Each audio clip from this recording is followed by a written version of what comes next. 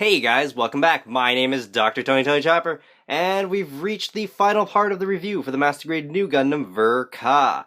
In this part, I'm going to be introducing the new grading system for this guy on the 100-point scale. When I mean 100 points, that means there's going to be a total of 10 categories, and we're going to be grading it just off that. And hopefully this guy scores well. So, let's get started. Alright, starting us off, we have Articulation. Now, I'd just like to say, with his hand up in the air, that Bandai did a great job with the articulation of this kit, especially with things like the manipulators. They added those new fully injected ones that are kind of like the perfect grade, or pretty much like the perfect grade, because you can move them any way you want, and it makes for incredible hand poses and whatnot. Moving along to the arm, the rest of the arm, we have the elbow. The elbow is actually really solid. It can do a full 180-degree bend, which is hella good. Now the waist area, where just above the just around the cockpit, he can bend a little bit forward and back, not too much. Mainly due to the design, can turn sideways a little bit. Not too much there. But the knee joints are actually really good. They can move a full 180 right there. One point I really want to comment on is the toes. The toe doesn't actually have too much articulation, and that's a bit of a bummer. It'd be really cool if they can point the toes a little bit more or come forward a little bit more, so you can have them in a little bit more of a dynamic pose.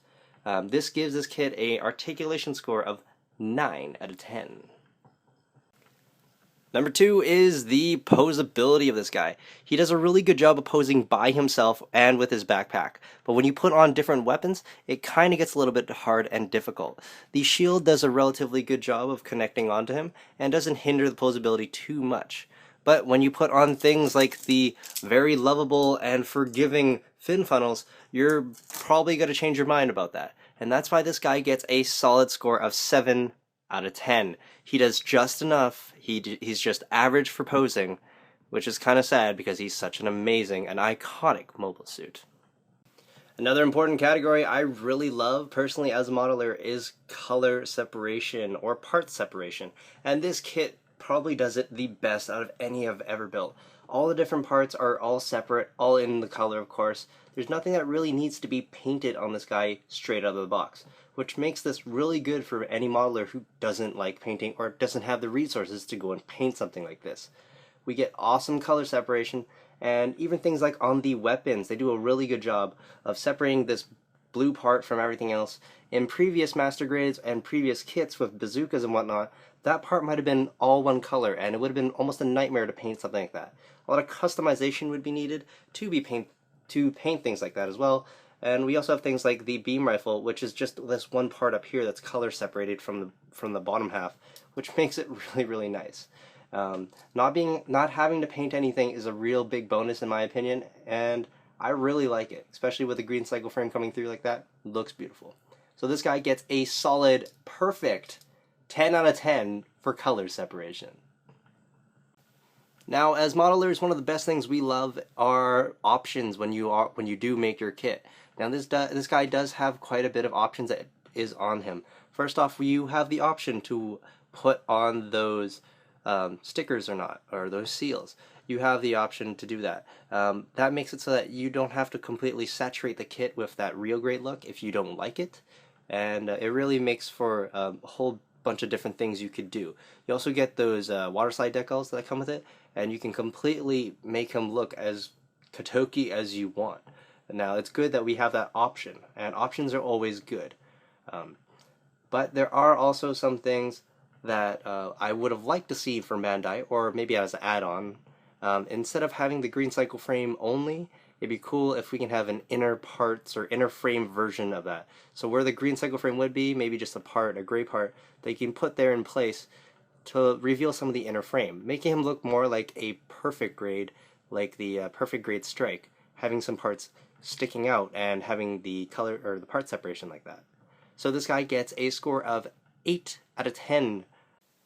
Now, of course, for modelers, we also have another important criteria that almost needs to be met every time, and that's how sturdy the kit is. The kit actually does a very good job of maintaining itself. It's very hefty and very weighty. The legs are incredibly solid and complex. Now, they didn't use a whole bunch of ABS plastic on him, but he does still do the job relatively well. Now, I'm giving him a really good score right now for sturdiness, and that's because I'm discounting the fact that the fin funnels aren't technically a part of the main body, and I'm only grading this on the main body. And he gets a 9 out of 10 for sturdiness. Just give him a good shake. Like, he's not really moving, so that's a really, really good thing.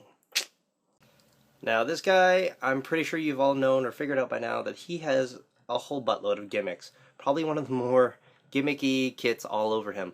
Of course, you have the normal things like the opening chest, cockpit, hatch, and whatnot, and how it moves. The different parts like whenever the knee moves, the pistons move with it, that sort of thing.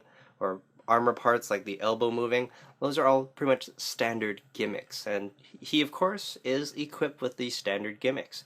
But he goes above and beyond that. He also has the LED unit portion that's supposed to be stuck in his chest cavity or his torso.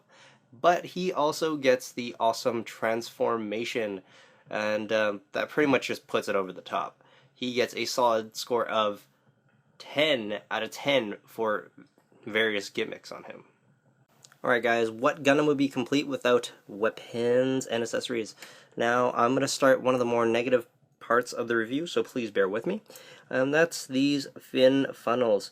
How does Bandai go about making the most iconic Gundam, arguably, to date, without his most cool and amazing feature being like freaking amazing? These little teeth that actually stick out for the connection points don't connect well to each other, and they cause a buttload of weight issues amongst itself, and it also droops down the entire left side. Now, we expected that to happen with the weight issues on the left side because there's so much plastic hanging off that one point, but I did not expect the connection to be on these things to be so incredibly weak. It's one of the main features, and I really, really, really wanted it to stand out in a positive way, but that apparently isn't the case. Moving along, another negative I found was the main beam saber. This thing could have been made a whole bunch more solid. As you can see, mine broke in half almost, right where the peg is. That's because it was put into the backpack, and I was moving it around a little bit, and it snapped clean off, right down the middle almost. So it would have been nice if Bandai made this thing a little bit more solid, had just the cover part and the attachment point for the hand manipulator to be the only things you actually add on, because that last part is quite flimsy, and that's where the beam actually goes into. So what the F, man. Some redeeming parts of the weapons and accessories are the beam rifle, the bazooka, and also the shield. But it's kind of sad when the main and coolest parts of the accessories are the most basic Gundam necessities. So that's kind of good, I guess. But it's actually quite disappointing still, because you see that these things are actually really, really well made. Probably some of the best weapons I've ever seen on a kit. I'm not talking about visually, I'm talking about the way they are constructed. These things are actually really good. The cover up here is one solid piece, painting is a cinch, take it off, paint the bottom half, slap back on. So Bandai made the weapons, or most of the weapons at least, with modelers in mind, actually. For those who actually want to go and paint it. We actually have really good parts on the bazooka as well, so you can actually take all those parts apart and paint it relatively easy without having to mask almost anything, which is a huge and major bonus. All these parts, the shield, bazooka, and the beam rifle, they don't actually cause any weight issues, so that's really, really good. Even the beam sabers, actually. So with that being said, though, this kit still gets the first failing grade and first failing category of this review, and he slots in at a 4.5 out of 10. Didn't want to give a score, but you forced my hand, Bandai, with those fin funnels. As he takes to the skies, I'm going to tell you about the proportions of this kit. Now, a lot of people didn't like how Katoki goes about doing his legs. They're usually longer than they should be, but for this guy, he seems just about right. Without the transformation, of course, the waist section does look very disproportionate, and he looks kind of bad, actually. Kind of reminds you of the old Master Grade. but after you transform him and the abs are revealed and he's a little bit longer, he actually looks quite a bit better. A lot more proportionate and looks really, really good. The weapons are very proportionate to him as well, same with the fin funnels and whatnot. So this guy gets a very solid score of 10 out of 10 for proportions. Now, the one thing that all modelers hate are having to deal with nub marks that are in very bad and ugly places, and also seam lines that are all over the place. In this regard, Bandai did one of the best jobs I've ever seen on doing this. The things like the V-fins, they finally went away from putting the tips of the V-fin to be the injection points, and they put it near the base finally.